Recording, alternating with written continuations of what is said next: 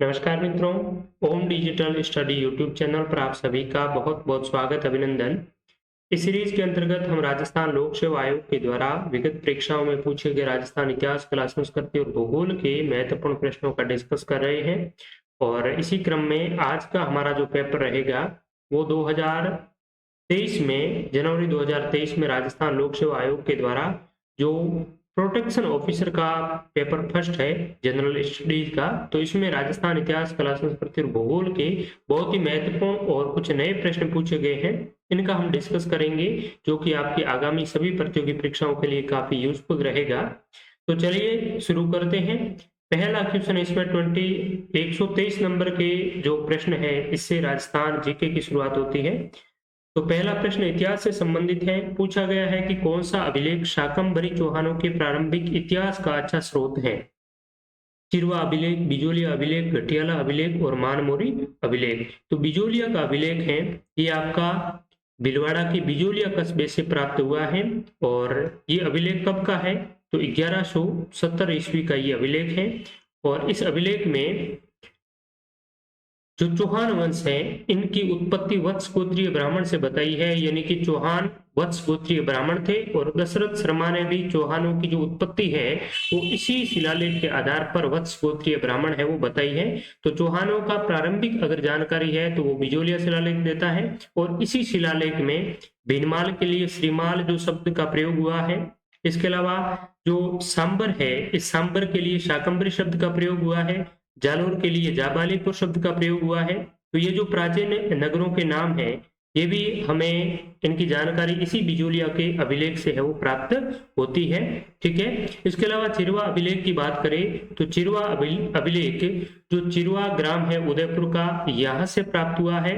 और ये आपका 1273 ईस्वी का है। और इस अभिलेख में जो गुहिल वंशीय शासक है मेवाड़ के, तो गुहिल वंश का प्रारंभिक इतिहास है वो देता है चिरवा का अभिलेख। और इस अभिलेख में सता प्रथा के बारे में भी बात हुई है। और महादेव जी का जो मंदिर है उसके लिए भूमि दान के बारे में भी हमें जानकारी मिलती है। इसके अलावा घटियाला अभिलेख की बात करें तो मारवाड़ के जो प्रत्यार शासक हैं उनसे घटियाला का अभिलेख संबंधित है। और मानमोरी जो अभिलेख है ये जो मानसरोवर झील है इस झील के निकट कर्नल जेम्स टोड है जिन्हें राजस्थान इतिहास का भीष्म पितामह कहा जाता है। इन्हीं कर्नल जेम्स टोड को मानमोरी अभिलेख है ये प्राप्त हुआ था। ठीक है। तो इसमें मौर्य शासकों के बारे में मानमोरी अभिलेख में वर्णन है। तो कौन सा अभिलेख किस शासकों से संबंधित है ये तो मोटे तौर पर आपको ध्यान नहीं रखना चाहिए। जैसे चिरवा अभिलेख है तो ये मेवाड़ के गुहिल वंश से संबंधित है। बिजोलिया अभिलेख है ये आपके चौहान वंश से संबंधित है। घटियाला अभिलेख है मारवाड़ के प्रत्यारों से संबंधित है। और मानमोरी जो अभिलेख है ये आपका मौर्य वंश से संबंध रखता है। नेक्स्ट, मध्यकालीन मारवाड़ के शासकों के बाद सर्वोच्च अधिकारी कौन था। यानी कि जो मध्यकालीन मारवाड़ की सामंतशाही और राजशाही जो व्यवस्था है इसमें शासक है और शासक के बाद में दूसरा सबसे उच्च अधिकारी है वो कौन है। दीवान, प्रधान, मुसाहिब और अमात्य। तो मध्यकालीन मारवाड़ की बात करें तो शासक के बाद में सर्वोच्च जो अधिकारी होता था उसको प्रधान कहा जाता था। 2 नंबर इसका राइट आंसर है। और प्रधान जो शासक होता था उस शासक का सबसे निकटतम सलाहकार होता था। और शासक को सैन्य, इसके अलावा वित्तीय और आपके जो सामरिक महत्व की जो भी जानकारी है वो प्रधान के माध्यम से वो दी जाती थी। एक मुख्य सलाहकार की भूमिका है वो प्रधान निर्वहन करता था। और मारवाड़ के इतिहास के संबंध में आपको ध्यान में रखना है कि आउवा है उस आउवा ठिकाने के जो लोग हैं यानी कि आउवा ठिकाने के जो ठिकानेदार हैं उनको ही परंपरागत रूप से मारवाड़ में प्रधान है इनकी प्रधान पद की नियुक्ति है वो दी जाती थी। लेकिन मानसिंह के शासनकाल के बाद में पोकरण के जो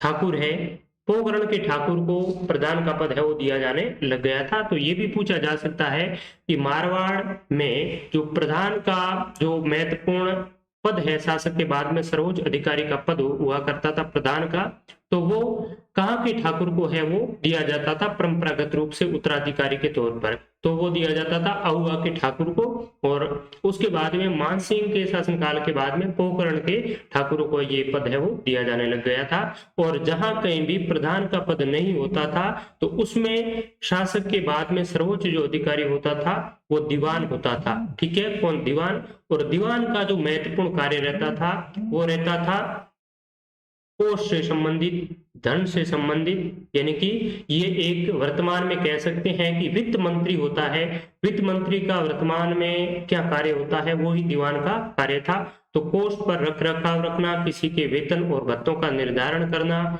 इसके अलावा किसी पर कर का अधिरोपण करना, ये जो कार्य होता था ये आपका दीवान का हुआ करता था। ठीक है, तो ये दीवान, प्रधान, ये चीजें आपको ध्यान में रखनी है। मध्यकालीन जो शासन व्यवस्था है ये आपके आरएएस के सिलेबस में है, सब इंस्पेक्टर के है, ईओ आरओ के सिलेबस में ये चीजें आपकी मेंशन की हुई है। तो अच्छे से आपको इन चीजों का और अध्ययन है वो करना है। राजस्थान के निम्नलिखित युद्धों पर विचार करें। गिंगोली का युद्ध, सारंगपुर का युद्ध, मतिरे की राढ़ युद्ध और दंतानी का युद्ध। तो ये जो युद्ध हैं, राजस्थान का आप इतिहास पढ़ेंगे तो इस प्रकार के कई आपको युद्ध देखने को मिलेंगे। तो इसमें अगर आपको एक दो युद्धों के बारे में अच्छी तरीके से जानकारी है तो इस सवाल का आप सही से जवाब है वो दे पाएंगे। लेकिन इसमें भी कंफ्यूजन आपका बना रहता है जब तक आपको लगभग 2-3 जो युद्ध है उनका आपको अच्छी तरीके से वो मालूम ना हो। ठीक है, तो यहाँ पर आपको सन की जरूरत नहीं है, केवल आपको अगर मोटे तौर पर युद्ध है वो किस सदी में हुआ, ये अगर आपको मोटे तौर पर पता है तो भी आप इसको फाइंड आउट कर सकते हैं। देखिए, बात करते हैं गिंगोली के युद्ध की। तो गिंगोली का युद्ध आपका कृष्णा कुमारी विवाद से जुड़ा हुआ है।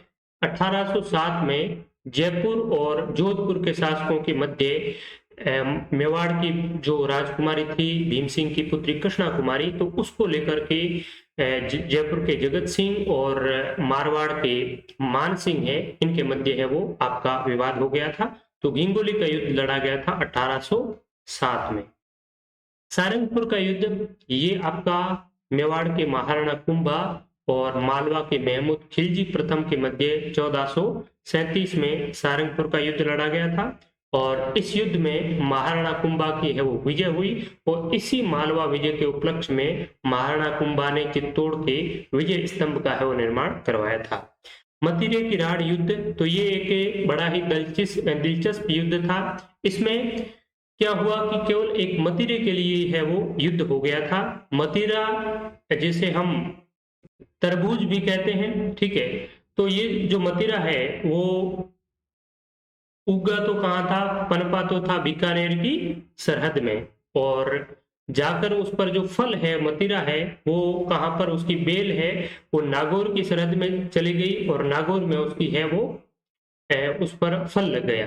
तो जो नागौर वाले व्यक्ति है, नागौर के जो लोग हैं वो कहने लगे कि हमारे, क्योंकि ये जो फल है वो हमारे खेत में लगा है, हमारी सीमा में लगा है, इसीलिए ये जो मतिरा है वो हमारा है। और बीकानेर के जो लोग हैं वो कहने लग गए हमारा है। तो इसी प्रकार से जो छोटी छोटी बातों पर जो बात है वो शासकों पर चली गई और बीकानेर के आपके करण सिंह और नागौर के अमर सिंह है उस समय शासक थे, तो इनके मध्य है वो भयंकर युद्ध होता है। तो ये युद्ध आपका हुआ था एक मतिरे के लिए, जिसे मतिरे की राढ़ युद्ध के नाम से जाना जाता है। और ये युद्ध 1644 में हुआ था। और आपको ध्यान होगा इससे 100 साल पहले 1544 में मालदेव के जो सेनापति है, इसके अलावा शेरशाह सूरी के मध्य आपका जेतारण और गिरिशुमेल का युद्ध, जिसे जेतारण के युद्ध के नाम से जाना जाता है, इस युद्ध का है वो ये लड़ा गया था 1544 में। ठीक है, और दंतानी का युद्ध, तो दंतानी के युद्ध में क्या हुआ था कि ये सिरोही से संबंधित है और 1587 में ये युद्ध लड़ा गया था। अकबर के कुछ सेनापति थे, 9 सेनापति अकबर के थे और जो सिरोही के देवड़ा महारावल जो सुल्तान है उसके मध्य ये युद्ध लड़ा गया था, जिसमें कि अकबर के जो सेनापति है इनको सिरोही के महाराज सुल्तान ने है वो पराजित कर दिया था। तो ये भी एक राजस्थान के इतिहास में राजपूतों में एक गौरवशाली ऐतिहासिक उपलब्धि मानी जाती है।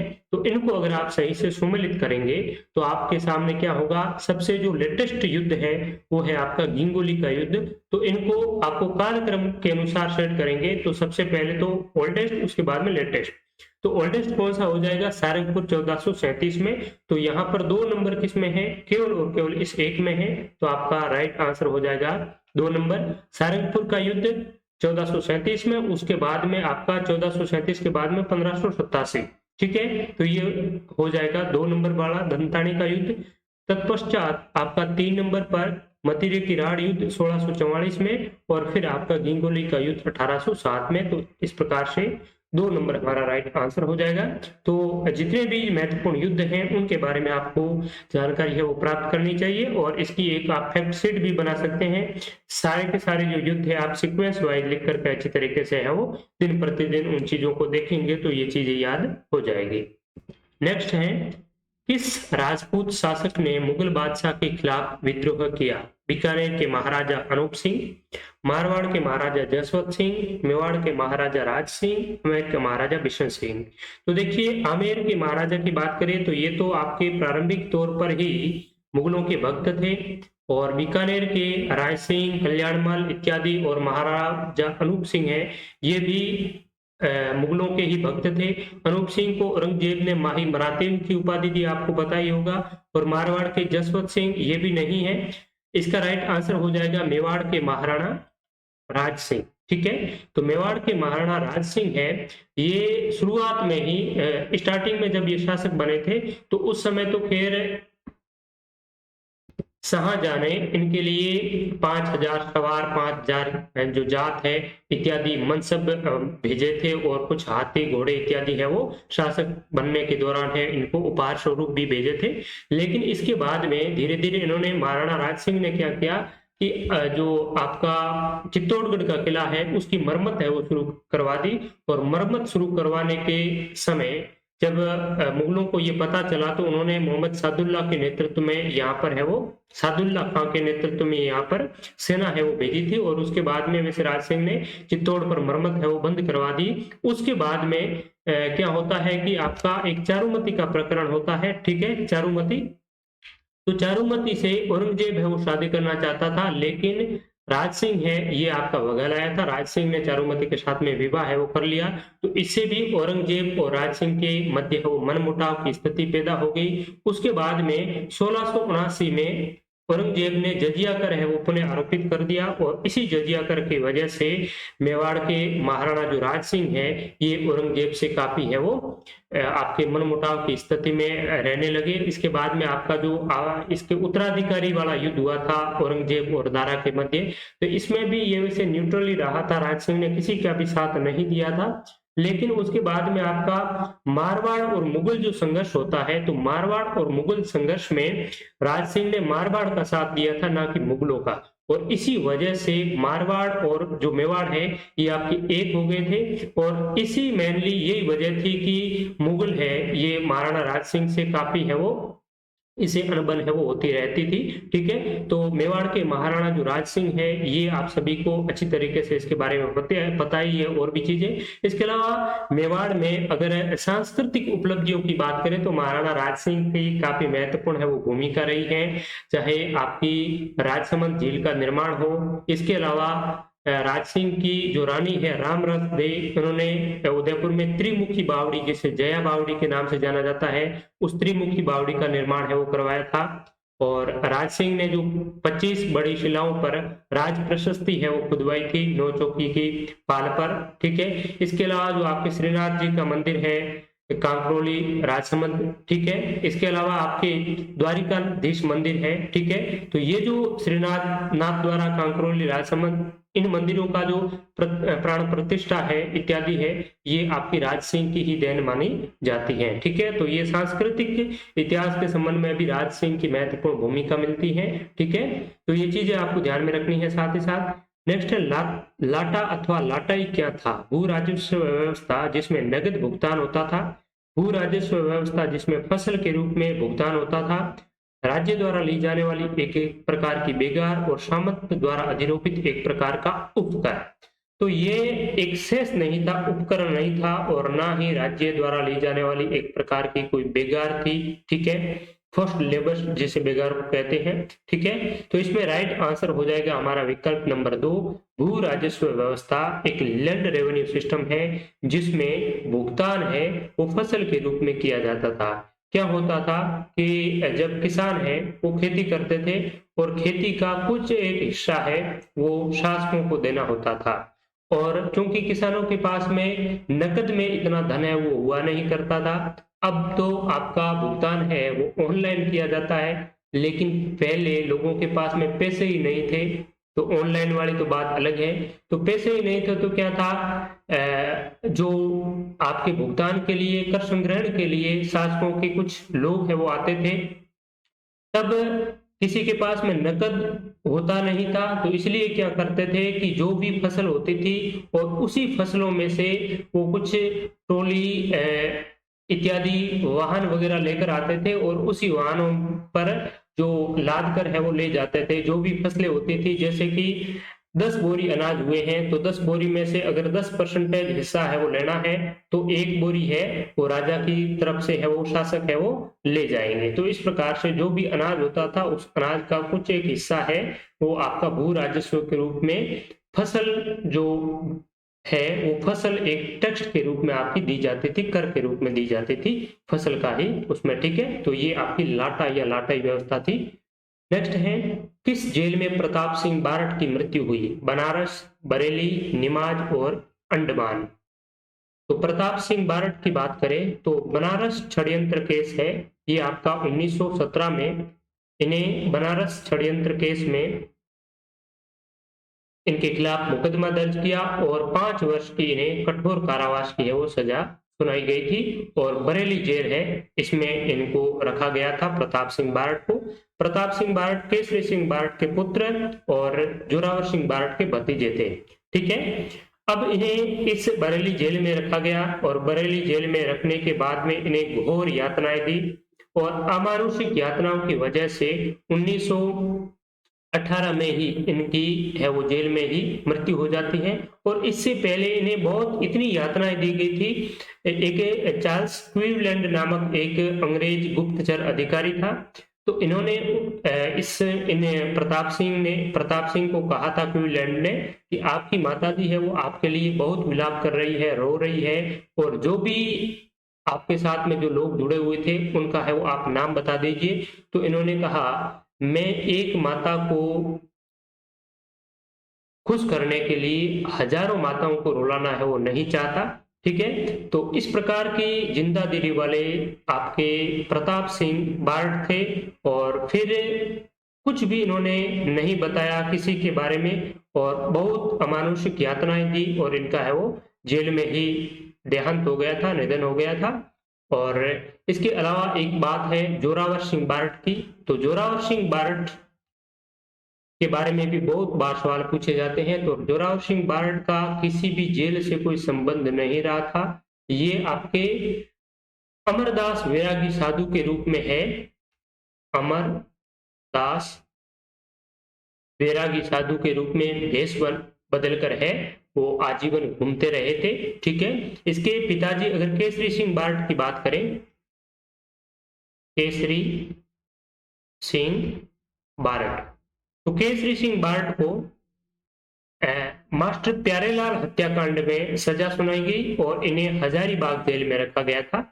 हजारीबाग, तो आपसे पूछा जाएगा केसरी सिंह बारठ का संबंध किस जेल से है, तो इन्हें हजारीबाग जो कि बिहार में आता है उस जेल में रखा गया था और यूपी की बरेली जेल में प्रताप सिंह को रखा गया। नेक्स्ट है, रविंद्रनाथ टैगोर ने नाइटहुड पुरस्कार विरोध स्वरूप लौटाया था। तो ये राजस्थान इतिहास से खैर संबंध नहीं है, लेकिन इसका राइट जो आंसर है वो जलियांवाला बाग हत्याकांड हो जाएगा। 4 नंबर, जलियांवाला बाग हत्याकांड जो आपका 1919 में घटित हुआ था और इसी हत्याकांड के विरुद्ध स्वरूप रविंद्रनाथ टैगोर ने अंग्रेजों के द्वारा जो नाइटहुड की उपाधि इन्हें प्रदान की गई थी उनको वापस लौटा दिया था। नेक्स्ट है, स्वतंत्रता सेनानी धर्मचंद सुराणा किस प्रजामंडल से संबंधित थे? जयपुर, सिरोही, डूंगरपुर और बांसवाड़ा। तो धर्मचंद सुराणा का संबंध है ये सिरोही प्रजामंडल से था। 2 राइट आंसर हो जाएगा। डूंगरपुर प्रजामंडल है, इनकी स्थापना आपके गोकुल भाई जो भोगीलाल पंड्या ने की थी, जबकि सिरोही प्रजामंडल है ये आपके कौन है? गोकुल भाई भट्ट। ठीक है, तो आपको ध्यान में रखना है सिरोही प्रजामंडल गोकुल भाई भट्ट और डूंगरपुर प्रजामंडल भोगीलाल जो पंड्या है, इन्हें वांगड़ का गांधी कहा जाता है। ठीक है, वांगड़ का गांधी भोगीलाल पंड्या और गोकुल भाई भट्ट है, इन्हें राजस्थान का गांधी कहा जाता है। तो ये बात आपको ध्यान में रखनी है। इसके अलावा बांसवाड़ा प्रजामंडल के बारे में बहुत बार सवाल पूछा जाता है। तो भूपेंद्र नाथ त्रिवेदी है, ये आपके बांसवाड़ा प्रजामंडल के प्रमुख नेता थे। इन्होंने बांसवाड़ा प्रजामंडल की स्थापना की। और जयपुर प्रजामंडल 1931 में कर्पूर चंद पाटनी ने जयपुर प्रजामंडल की स्थापना है वो की थी। नेक्स्ट है, सुमेलित करना है आपको। कुछ समाचार पत्र है और उनके संपादक कौन रहे थे, ये आपको सुमेलित करना है। तो राजस्थान पत्रिका, बख्शी, लक्ष्मण दास इसका राइट आंसर हो जाएगा। बाकी अगर आपको इसके बारे में और नहीं पता है तो आगे बाण ये आपकी जयनारायण व्यास की है। तो डी में अगर 3 करेंगे हम, तो डी में 3 किसमें है, यानी कि सभी में कॉमन है। आगे देखते हैं, राजस्थान जो समाचार है ये समर्थदान चारण के द्वारा संपादित था और सर्वहित है ये आपका राम प्रताप शर्मा। तो इस प्रकार से 1 में 4 है और 2 में 1 है, तो 1 में 4 और 2 में 1 यानी कि राइट आंसर हमारा 3 नंबर हो जाएगा। तो ये महत्वपूर्ण समाचार पत्रों के बारे में आपको ध्यान में रखना है। नेक्स्ट है, कौन राजस्थान के एकीकरण के दौरान गठित डॉक्टर शंकर देव राय समिति के सदस्यों में शामिल थे? Prabhudayal, doctor Abhay Singh, R K Siddhava. तो शंकर राव देव समिति में 2 सदस्य शामिल थे, जिनमें एक तो प्रभुदयाल और एक था आर के सिद्धावा। तो 1 और 3 इसका राइट आंसर हो जाएगा। अब आपको ध्यान में रखना है कि शंकर राव देव जो समिति है, ये समिति बेसिकली बनी क्यों थी, इसका क्या उद्देश्य था, क्या ऑब्जेक्टिव था और किससे संबंधित है, ये चीजें आपसे पूछी जा सकती हैं। तो जब राजस्थान का एकीकरण हो रहा था, तो एकीकरण के दौरान भरतपुर और धौलपुर है, ये इनके जो शासक है ये भाषागत आधार पर राजस्थान में न शामिल हो करके आपके उत्तर प्रदेश में है वो मिलना चाहते थे, उत्तर प्रदेश के साथ में है वो शामिल होना चाहते थे। लेकिन यहाँ की अधिकांश जनता है ये राजस्थान में शामिल होना चाहती थी। तो इसीलिए कुछ विरोध को देखते हुए यहाँ पर क्या है, एक समिति का गठन किया। ठीक है, सरदार पटेल ने, एक शंकर राव देव समिति है, इस समिति का है वो गठन है वो किया गया था। और इस समिति प्रभुदयाल और आर के सिद्धावा है इस समिति के सदस्य बनाए गए थे। ठीक है, तो इस समिति ने ये मतदान करवाया यहाँ पर और उसके बाद में जनता की राय ली गई और जनता की राय के आधार पर भरतपुर और धौलपुर को वापस है वो राजस्थान में सम्मिलित किया गया। और आपका राजस्थान एकीकरण का जो 5वां चरण है, 5वां चरण जिसमें 15 मई 1949 को इस 5वें चरण की ये डेट है, 15 मई 1949। और इसी 5वें चरण के राजस्थान एकीकरण के इसी 5वें चरण में आपका मत्स्य संघ है ये राजस्थान में सम्मिलित हुआ था। वैसे मत्स्य संघ 18 मार्च 1948 को है वो गठित हुआ था, लेकिन राजस्थान में इसको शामिल किया गया था 15 मई 1949 को। पहले अलवर, भरतपुर, धौलपुर, करौली और नीमराना ठिकाना है ये आपका अलग से एक संघ बन करके अलग ही आपका उसका गठन हो गया था, लेकिन राजस्थान में ये 15 मई 1949 को शामिल हुआ था इस शंकर राय देव समिति की सिफारिश पर। ठीक है, और एक है आपकी सत्यनारायण राव समिति, पी सत्यनारायण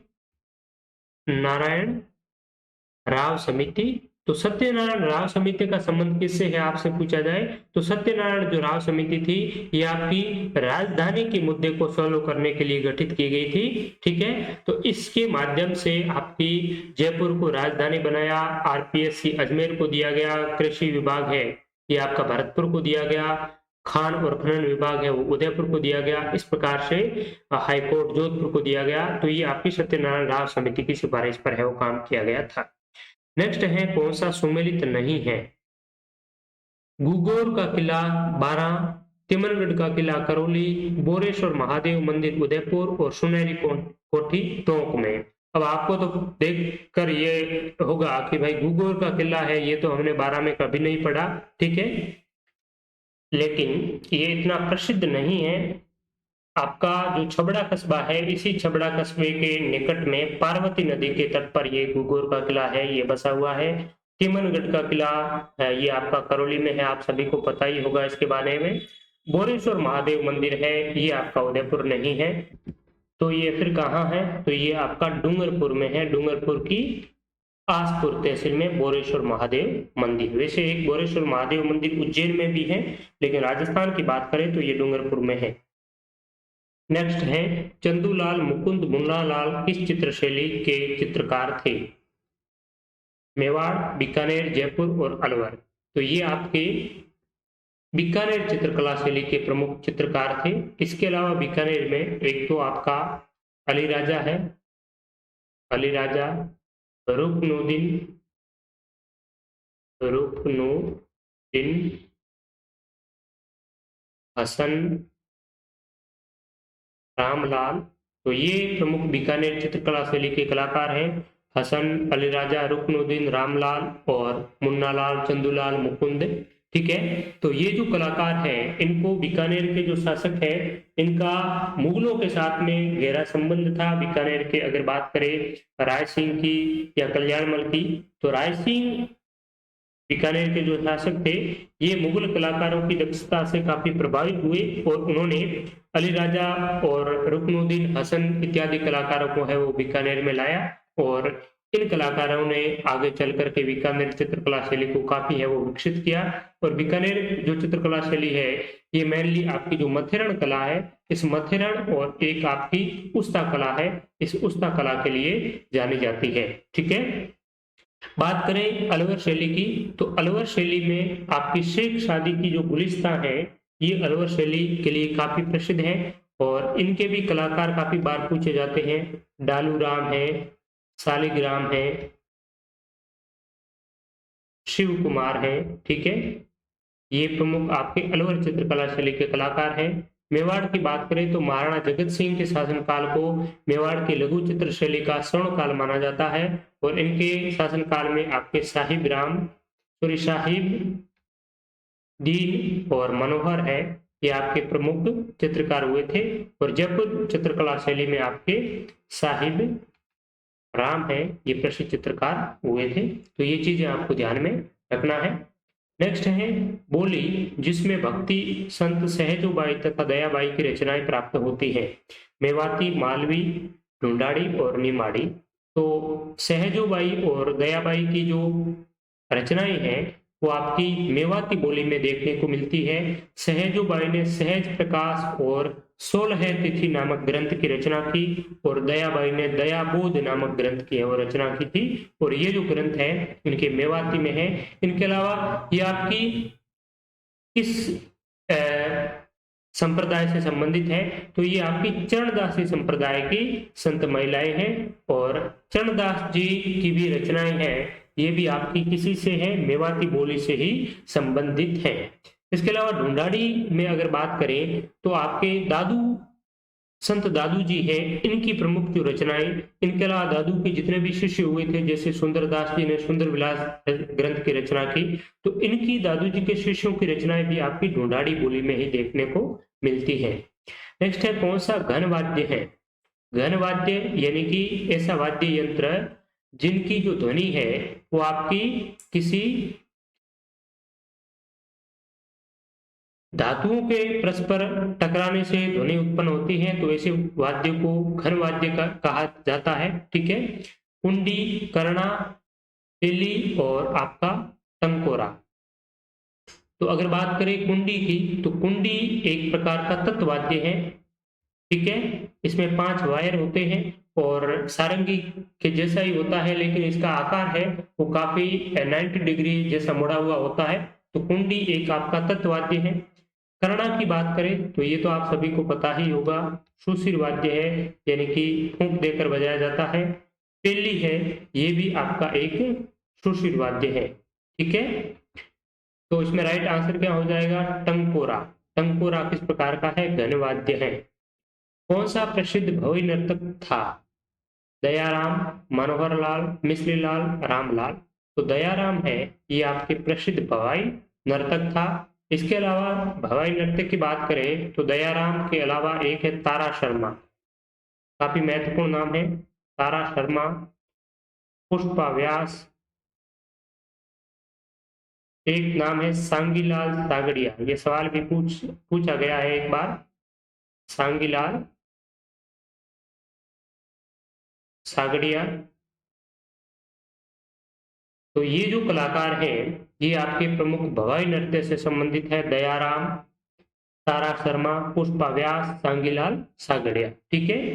कौन सी प्रथा विवाह से संबंधित नहीं है? सामेला, शातरवाड़ा, बाण और मुगधना। तो सातरवाड़ा है ये आपकी विवाह से संबंधित नहीं है। तो किससे संबंधित है? ये संबंधित है मृत्यु से। ठीक है। छात्रवाड़ा क्या होता है कि जब किसी व्यक्ति का निधन हो जाता है तो उसकी अंत्येष्टि के लिए जो लोग साथ में जाते हैं और उसके बाद में उसकी अंत्येष्टि के बाद में स्नान इत्यादि करके वापस मृतक परिवार के परिजनों को शोक संतृप्त और शोक सांत्वना देने के लिए उनके परिवारजनों के पास में जाते हैं। तो ये जो प्रोसीडर है ये आपकी सातरवाड़ा के नाम से जानी जाती है। और मुग्धना, सामेला, बाण ये आपकी विवाह से संबंधित है। तो मुग्धना से संबंधित एक बार सवाल भी पूछा गया था कि मुग्धना क्या है। तो जो आपकी बाण होती है यानी कि विनायक स्थापना के बाद में भोजन पकाने के लिए जो लकड़ियां लाई जाती हैं उसे ये क्या कहा जाता है? मुग्धना कहा जाता है। तो ये भी आपकी विवाह से ही संबंधित है। नेक्स्ट है रिखिया एवं नेजा किस लोक देवता से संबंधित है? बाबूजी, तेजाजी, मल्लीनाथ जी और रामदेव जी। तो रामदेव जी की जो ध्वजा है, पताका है, उसे तो कहा जाता है नेजा। और रिखिया है ये रामदेव जी के मेघवाल जाति के जो अनुयायी है, भक्तजन है, उसको रिखिया कहा जाता है। ठीक है। तो नेजा और रिखिया है ये रामदेव जी से ही संबंधित है। रामदेव जी ने कामड़िया पंथ का प्रवर्तन किया था और इसी कामड़िया पंथ का एक प्रसिद्ध नृत्य है जिसका नाम है तेहरे ताली नृत्य। ठीक है। बाकी रामदेव जी के बारे में आपको पता ही होगा, उडुकास में बाड़मेर में इनका जन्म हुआ था और रामदेवरा इनकी समाधि है पोखरण जैसलमेर में। नेक्स्ट है निम्नलिखित में से सुमेलित युग में है? नथमल की हवेली जोधपुर में, हल्लवर्दिका देवी मंदिर माउंट आबू में, चंद्र महल जयपुर में, मालकोट दुर्ग हनुमानगढ़ में। तो इसमें कौन सा सुमेलित है ये पूछा गया है।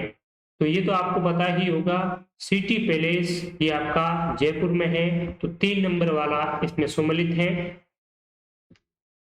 नथमल और सालिम सिंह इत्यादि जो हवेलियां हैं ये आपकी जोधपुर में ना होकर कहाँ है? जैसलमेर में है। तो नथमल की हवेली, सालिम सिंह की हवेली कहाँ पर है? जैसलमेर में है। फुलवर्दिका देवी मंदिर माउंट आबू, तो माउंट आबू में फुलवर्दिका देवी मंदिर नहीं है। एक आपका नाम आता है मेड़ता सिटी। ठीक है। ये आपका नागौर में पड़ता है।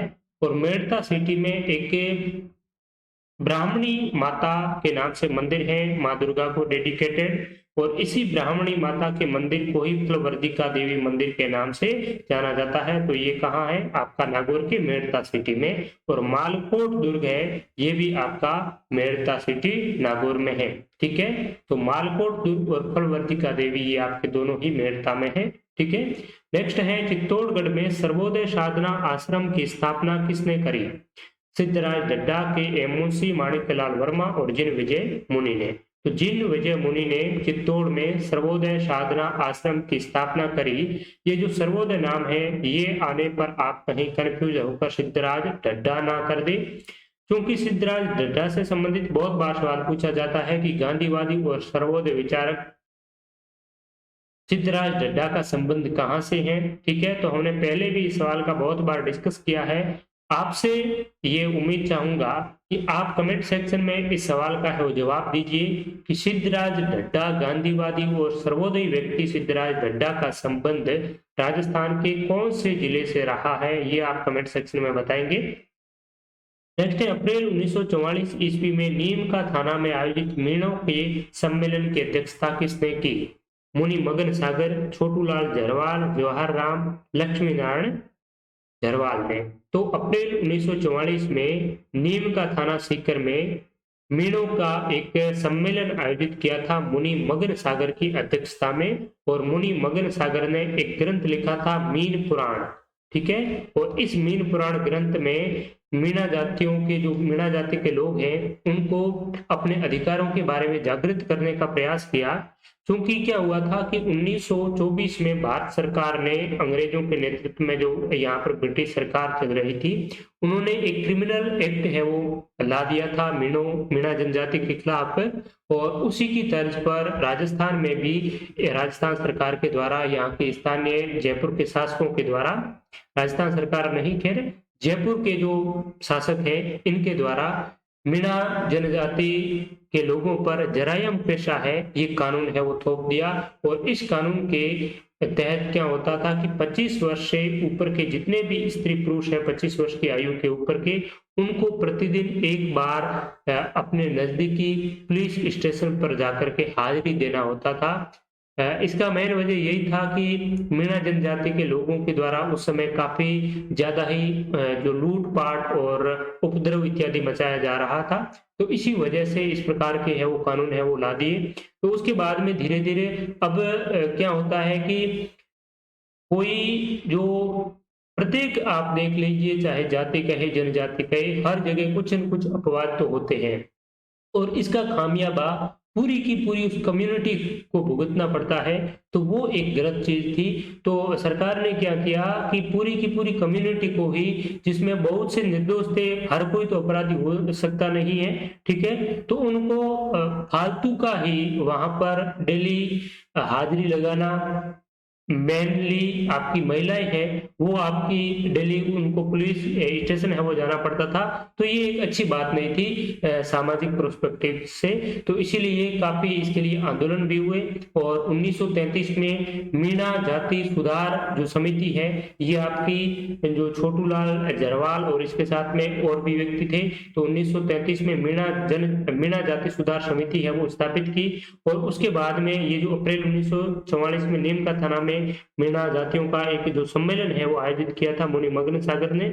और इसी सम्मेलन में 1944 में मीणा जाति सुधार समिति, ये 1933 वाली तो थी मीणा जाति सुधार समिति, और ये 1944 में थी केवल मीणा सुधार समिति, जाति शब्द इसमें नहीं था, मीणा सुधार समिति। तो आपसे दो सवाल पूछा जा सकता है कि मीणा जाति सुधार समिति की स्थापना कब हुई, तो ये तो 1933 में, और मीणा जाति जो केवल मीणा सुधार समिति है ये आपकी 1944 में हुई, और इसमें आपके लक्ष्मी नारायण जरवाल है ये मीणा सुधार समिति में सदस्य थे। और मीणा जाति सुधार समिति है ये 1933 में छोटू राम जरवाल और भी इसके साथ में व्यक्ति थे, तो इन्होंने गठित की थी।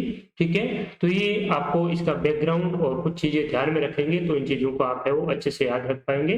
नेक्स्ट है, स्वर्ण सिक्के जारी करने वाला भारत में पहला शासक कौन था?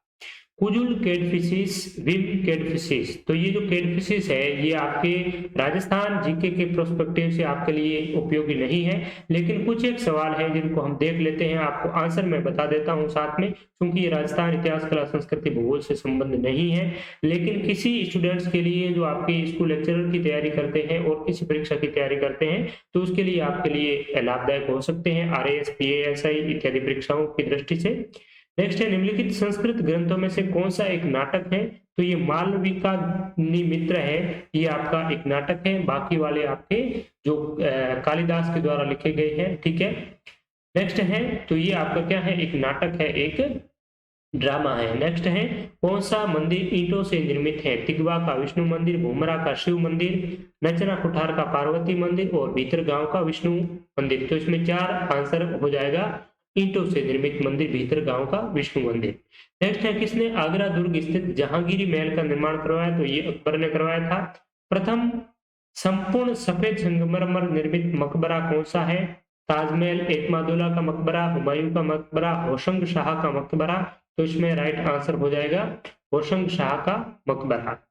नेक्स्ट है, नरमपंथियों की राजनीति के बारे में अधोलिखित कथनों को पढ़िए। नरमपंथियों ने मांग रखी कि विधायी निकायों को अधिक प्रतिनिधित्वात्मक बनाया जाए।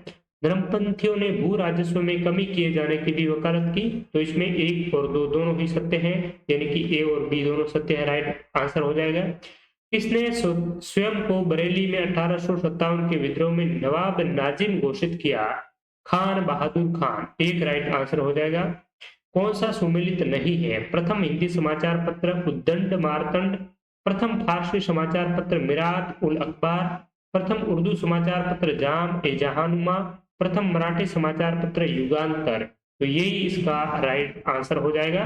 तो इस सवाल में, इस पेपर में जितने भी जो सवाल पूछे गए राजस्थान इतिहास, कला, संस्कृति और भूगोल का, इनका हमने विश्लेषणात्मक रूप से डिस्कस किया। उम्मीद करता हूं ये सारे के सारे सवाल आपकी आगामी सभी प्रतियोगी परीक्षा की दृष्टि से अत्यंत महत्वपूर्ण और सहायक सिद्ध होंगे। तो इस वीडियो को अपने और मित्रों के साथ में भी अवश्य शेयर करें। वीडियो कैसा लगा कमेंट सेक्शन में अपनी प्रतिक्रिया और सुझाव हमें जरूर प्रेषित करें। इसके अलावा और भी आप बेहतरीन तरीके से राजस्थान इतिहास, कला, संस्कृति, भूगोल, राजस्थान पॉलिटी, इंडियन कॉन्स्टिट्यूशन इत्यादि विषयों की बेहतरीन तैयारी करना चाहते हैं तो ओम डिजिटल स्टडी मोबाइल एप्लीकेशन को आप जरूर डाउनलोड करें। वहां पर आपको टॉपिक आधारित क्वालिटी टेस्ट है वो मिल जाएगा। इसके अलावा राजस्थान के करंट अफेयर्स, जो मंथली करंट अफेयर्स है, उनकी आपको फ्री में मॉक टेस्ट भी टेस्ट वाले सेक्शन में मिल जाएंगे। तो मॉक टेस्ट का भी आप अवश्य फायदा उठाएं। आप सभी का एक बार पुनः बहुत बहुत धन्यवाद। नमस्कार, कल फिर मिलेंगे, तब तक के लिए आप सभी का शुक्रिया, धन्यवाद।